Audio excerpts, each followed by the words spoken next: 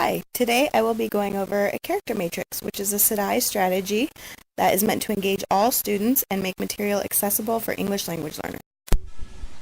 These are the basic elements you'll need for making a character matrix. A worthy amount of material, this wouldn't necessarily be good to introduce a unit. A topic with commonalities and differences to explore. You need to make a character matrix template.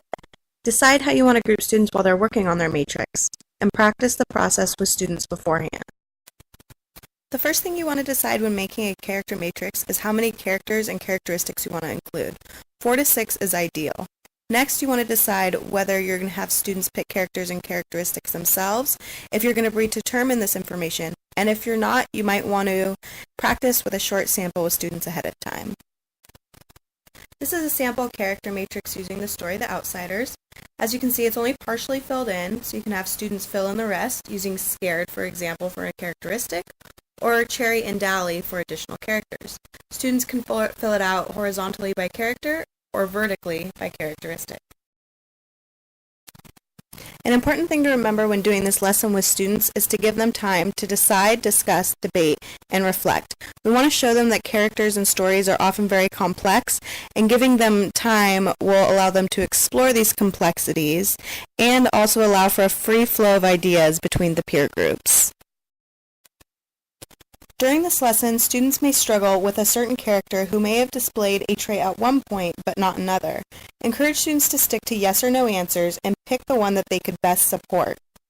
This helps students build the skill of making claims with supporting evidence from the text.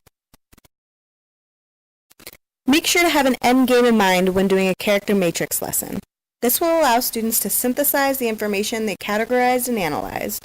Some good activities would be journaling their findings, searching the text for support for their answers, or this could be a good way to jumpstart thinking before students write a character analysis essay.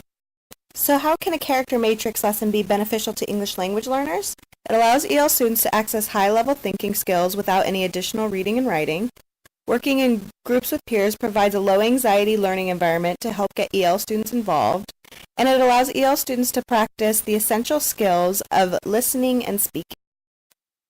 So remember that a character matrix doesn't need to be limited to the English content area. It can be used whenever you want to highlight commonalities and differences in your subject area.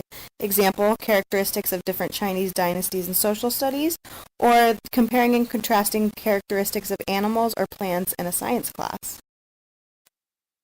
Again, this has been a description of the SDAIE strategy character matrix.